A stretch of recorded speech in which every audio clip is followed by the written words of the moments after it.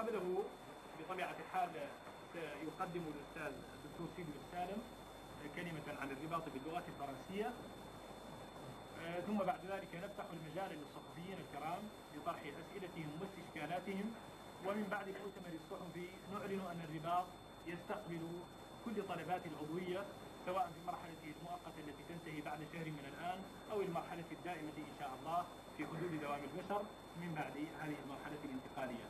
والسلام عليكم ورحمة الله وبركاته. السلام عليكم ورحمة الله.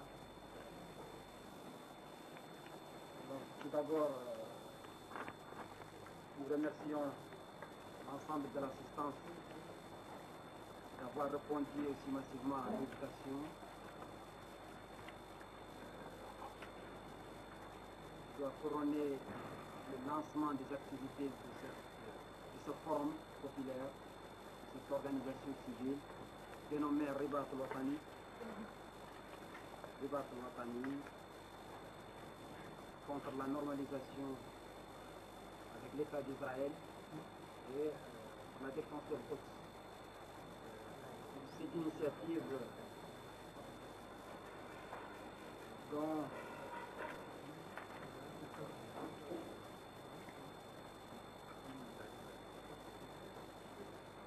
les relents, vous les comprenez tous, sont bien d'ordre politique, socio-économique, culturel, civilisationnel, par rapport à ce qui nous semble être l'intérêt de ce pays, de son ancrage dans son ensemble civilisationnel, le monde arabe, le monde africain et islamique, par rapport à son adhésion à la paix mondiale et à la justice. Tous les Mauritaniens ont toujours été attachés à un certain sens de la justice et de l'équité et n'ont jamais été absents par rapport aux grandes causes de cette nation. Je ne ferai pas une traduction mot à mot de l'intervention de Jimmy, mais je ferai les contours de ce qui me semble être intéressant à expliquer pour développer d'abord pourquoi cette initiative, quel serait son champ d'action et ses moyens d'action pour vulgariser son opinion par rapport à la situation. Nous estimons que les rapports de rapprochement avec l'État d'Israël qui ont commencé en 1994, dans l'élan de ce qu'on a appelé autrefois le processus d'Oslo, est rentré dans une impasse et qu'on assiste tous les jours à une destruction massive des biens et des personnes en terre de Palestine, à une violation quotidienne du droit international et à un refus systématique d'Israël d'accepter les règles du jeu de la communauté internationale et les droits les plus élémentaires du respect de la personne et de la nature. Même si la Palestine n'aurait pas été un État, un peuple plutôt arabe ou islamique, j'estime qu'il est de notre devoir, comme on l'a fait autrefois par rapport à l'Afrique du Sud ou à l'apartheid, d'être toujours des hommes issus d'une société juste et qui combat l'injustice de toutes ses formes. Et que nous ne voyons nullement l'intérêt que l'État mauritanien, le gouvernement mauritanien établisse des rapports diplomatiques avec un micro-État de 3 millions et quelques individus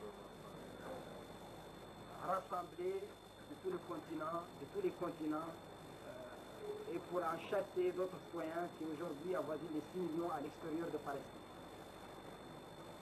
Cependant, le premier volet de cette organisation s'intéresse aux problèmes mauritaniens que posent les relations diplomatiques avec l'État. Le Ribat al-Watani veut dire d'abord une enseigne qui va nous protéger contre les méfaits d'Israël et du sionisme et sa vision du monde arabe et du monde musulman. Et nous pensons que ce danger, notre pays, notre société n'est pas apte à le continuer. Et nous pensons que nos intérêts stratégiques, notre sécurité intérieure, la stabilité de notre pays, ces constances fondamentales sont véritablement ébranlées par ce rapprochement qui ne se justifie pas du tout.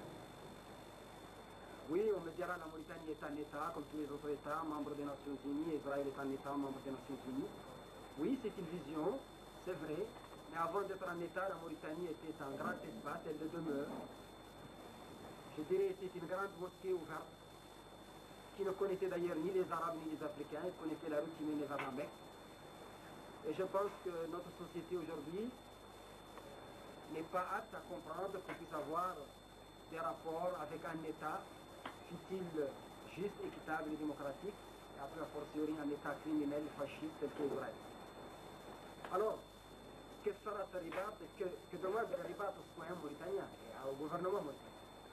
Au gouvernement mauritanien, nous demandons une chose, c'est de savoir que ce pays, ce sont des êtres humains, et qui ne vivent pas que de pain et d'eau, qui ne vivent pas que des projets et de l'aide.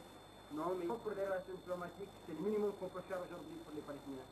C'est de dévoiler au grand jour dans les médias de ce pays, pour notre opinion nationale et pour l'opinion internationale, la mort des centaines de martyrs qui sont tous les jours, des destructions massives qui se passent, au lieu de continuer à nous faire passer des rencontres mondaines dans des bureaux pour un processus de paix complètement dédié aux yeux du public.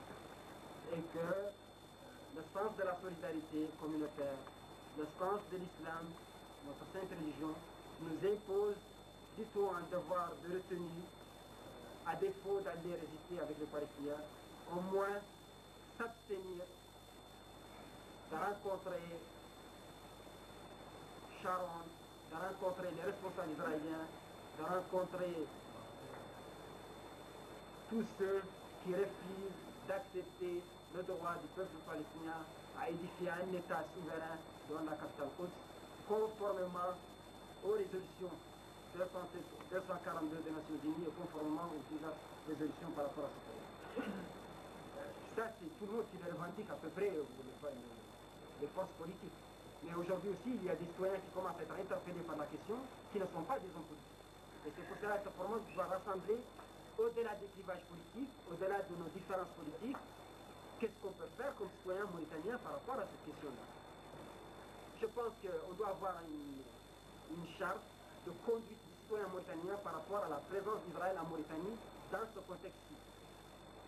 Et c'est ce travail-là qu'essayera de faire l'Ariba, c'est demander aux citoyens mauritaniens de ne pas se rapprocher de l'ambassade d'Israël.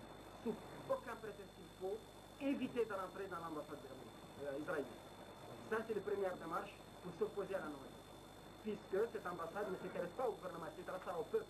Elle ira dans les coins et les recoins, elle attirera les gens par des bourses, par des stages, par des séminaires de formation. La première attitude du citoyen mauritanien, fut-il instituteur, citoyen, docker, chef de service, directeur, c'est d'éviter à tout prix, à toute occasion, de rentrer dans l'ambassade israélienne. Ça, c'est un grand soutien, je pense, pour le peuple. Deuxième attitude, c'est que tous les citoyens s'engagent sur eux-mêmes de ne jamais visiter Israël dans les conditions actuelles, sous aucun prétexte. Bien sûr, on a besoin que les poètes de ce pays, les artistes de ce pays, les vocats de ce pays apportent aussi leur soutien à l'Intifada, apportent leur soutien à la juste cause de Palestine, et sortir de ce mutisme, sortir de cette peur, sortir de cette honte qui met en danger non seulement la dignité de la personnalité mauritanienne, son identité, mais en danger les intérêts de ce pays par rapport à son environnement traditionnel et géopolitique. Alors, ce ribat a été constitué conformément au texte en vigueur, c'est-à-dire que la loi dans ce pays nous impose d'aller faire un dépôt de dossier devant les autorités, le ministère de l'Intérieur, ce qui a été fait, et nous nous inscrivons dans cette logique-là du respect des textes en vigueur, et nous souhaitons qu'il en soit de même pour tous les partenaires de ce pays, d'accepter que nous sommes des citoyens et que nous avons le plein droit d'exprimer notre opinion, comme d'ailleurs le gouvernement a le plein droit d'exprimer les siens, et que nous devons nous respecter dans la façon d'agir et dans notre façon d'expliquer aux citoyens mauritaniens le danger de la normalisation et circonscrire cette relation entre le gouvernement et l'État d'Israël sans qu'il y ait une diffusion, une incidence de la société mauritanienne afin de cultiver ces antagonismes, ces clivages dans un parti politique comme dans une association. Je m'engage à faire tout pour m'éloigner de tout ce qui peut me rapprocher avec Israël. Et nous estimons que toutes les corporations, syndicats, organisations doivent se faire l'engagement personnelle, morale, éthique de refuser de composer avec un État criminel, un État qui n'est pas accusé par toute la communauté internationale par rapport à ses méfaits sur les droits de l'homme, par rapport à ses injustices, par rapport à sa communauté. Alors, c'est un forum populaire, c'est une organisation qui va essayer de donner les grandes résistances de décision, peut à sa manière travailler comme s'il est membre de Sariba sans avoir de contact avec la direction de l'État. Je veux dire, nous estimons que tous les citoyens qui peuvent produire de la poésie doivent en produire sans en référer à mort à une fois y, que tous les artistes doivent s'engager dans cette lutte pour éviter une peuple montagnard qui n'a pas le coup de notre cause, et qu'elle cause est au cœur de ce pays comme une mosquée de ce pays. Et que dans vos organisations corporatives, dans vos métiers, vous arrivez à faire passer le message à tous les citoyens de refuser les offres alléchantes que peut faire notre Palestinien ne sont pas en paix. Et la paix ne veut pas dire la sécurité d'Israël, la paix veut dire le retour des réfugiés, la paix veut dire un État palestinien souverain avec une capitale de Quds. Tout le reste n'est pas notre problème. Mais qu'il y ait paix ou pas paix, on n'a pas besoin d'Israël en Mauritanie. Telle est notre position, telle est le Sahara et telle est notre volonté de continuer ce combat par tous les moyens qui sont en notre. Je vous remercie.